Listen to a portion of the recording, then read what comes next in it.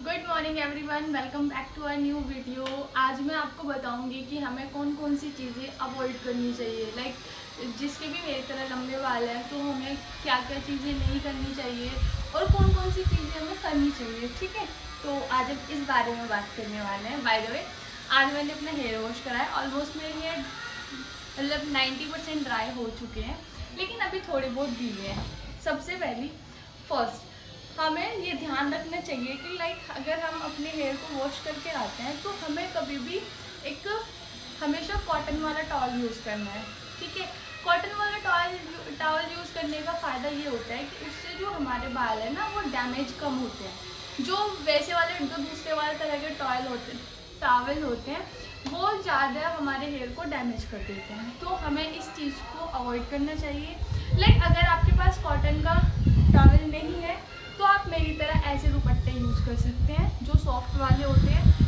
तो हमें सबसे पहली चीज़ें ये करनी है कि कुछ लोग होता है कि अपने बालों को आगे करके और ऐसे हेयर को ऐसे ऐसे ऐसे करके फिर ऊपर की तरफ को रख के छोड़ देते हैं। हमें ये चीज़ें नहीं करनी है। हमें क्या करना है, जैसे मान लो मेरे ये गीले बाल है, ठीक है, वेट हेयर है, तो हमें कॉटन का टॉवल लेना है या फिर मेरी तरह दुपट्टा लेना है। वैसे मैं टॉवल की जगह दुपट्टा ज़्यादा यूज़ करती हूँ।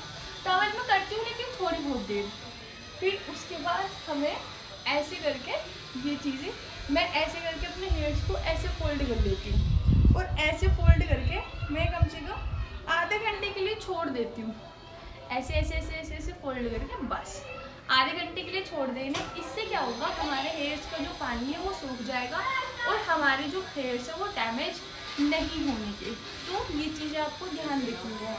ठीक है, सेकेंड वन, हमें हेयर वॉश करने से पहले हेयर ऑयलिंग करनी है। वो सबसे ज़्यादा ज़रूरी है क्योंकि हमें अपने डायरेक्ट ड्राई हेयर्स में शैम्पू नहीं करना चाहिए। हमें सबसे पहले अपने बालों में अच्छे से हेयर ऑयलिंग करनी चाहिए।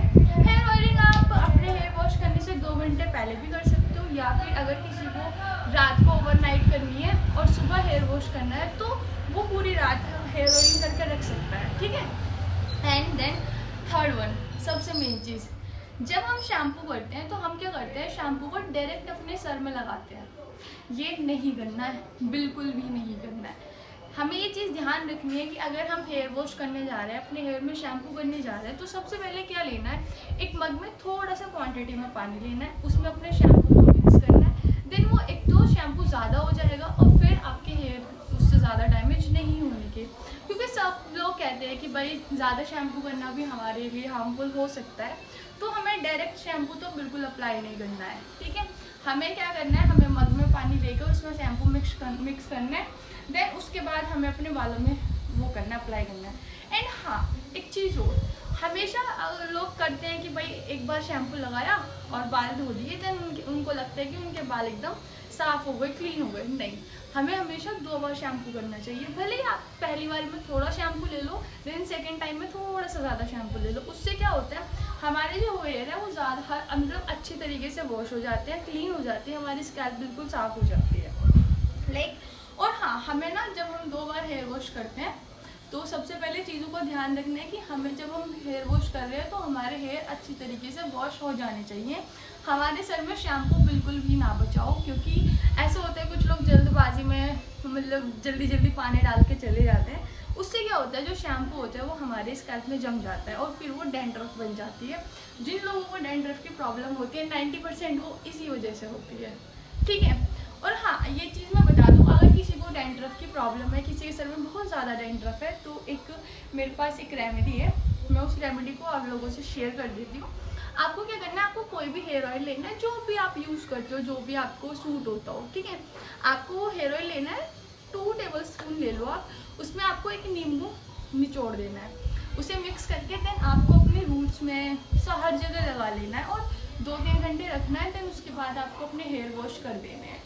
इस आपको ये वीक में 2 से 3 बार ही करना है।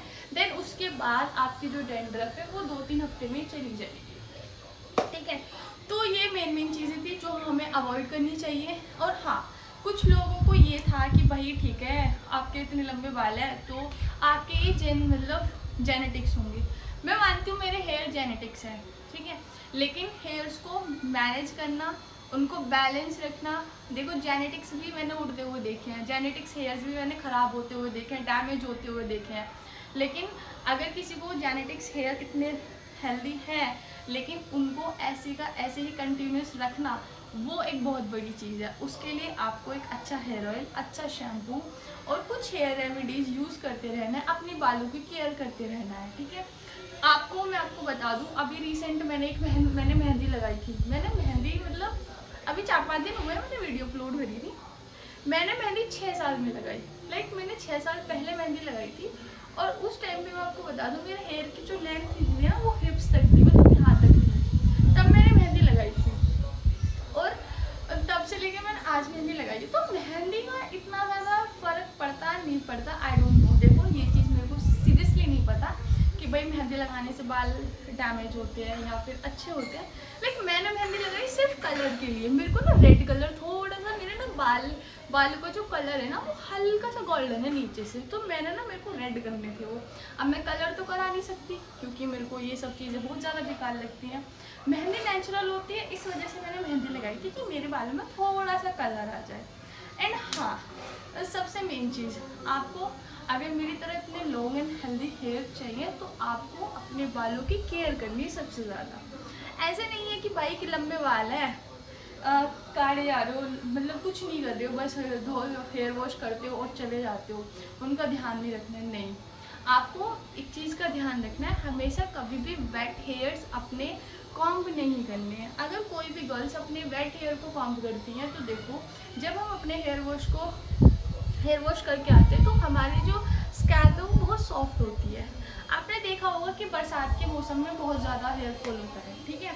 वो इसलिए होता है क्योंकि वहाँ पर हमारी जो हेयर की रूट्स है ना वो बहुत ज़्यादा सॉफ्ट हो जाती है, और अगर हम कॉम्ब करते हैं देन वो टूटते हैं बाल, हेयर फॉल होता है। तो इस वजह से हमें कभी भी वेट हेयर्स कॉम्ब नहीं करने हैं, हमेशा बालों को अच्छे से ड्राई करके उसके बाद ही कॉम्ब करने हैं। और हाँ, गीले बालों में नहीं सोना कभी भी, बालों को हमेशा सुखाना है, उसके बाद ही आपको सोना है, ठीक है।